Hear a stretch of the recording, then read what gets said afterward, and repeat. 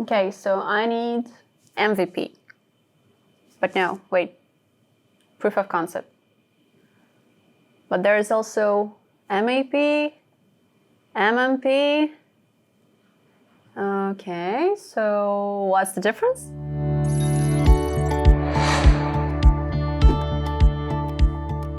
In Railsware MVP series, we have learned what minimum viable product is and what types of MVP we have.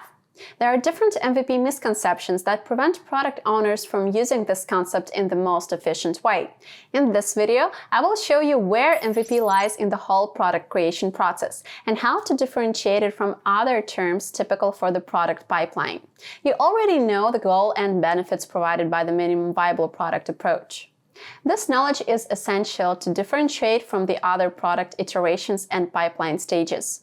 Railsware team has built a number of products from scratch. In our opinion, the MVP is located somewhere between the prototype and the minimum lovable product. We see it like this. First goes the proof of concept. Then we have the prototype, MVP, minimum lovable product, and the full-fledged solution.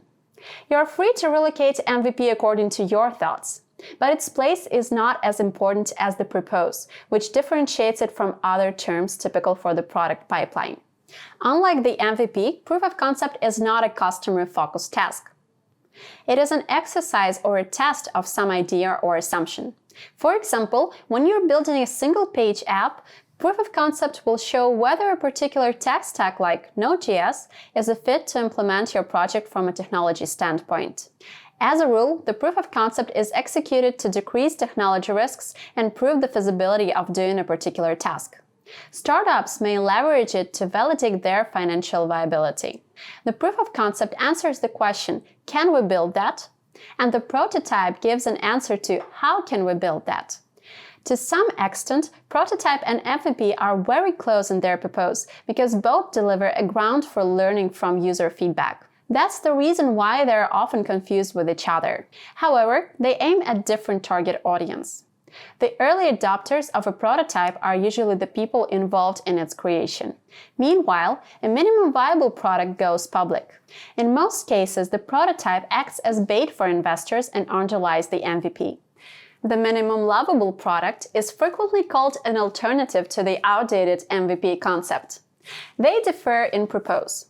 MVP craves for user feedback on the product value, and MLP focuses on love it can bring to the users. For example, your MVP validated that the idea is worth evolving, but it has not generated much buzz. The MLP makes the users talk about your idea and share it with others. The minimum marketable product is another solution containing a basic set of functionality. However, it's not meant for validating your ideas like the MVP is. The MMP is needed to build an adequate user experience and to reduce time to market so that you launch the product faster. With this concept, product owners can understand which features are fundamental for their ultimate UX. Generally, the MMP is a step following the MVP. So far, we've been talking about minimum products that are either viable or lovable or marketable. The next one on this list will be the minimum awesome product, which is predicted to replace the MVP in the future. The digital revolution has already brought and continues to deliver great benefits to human society. Startups used to enter the market by offering some minimum value to be enhanced step by step. However, users have overblown expectations for the new products. That's where the minimum viable product is being transformed into minimum awesome product. Simply put, MAP means MVP with an improved UX.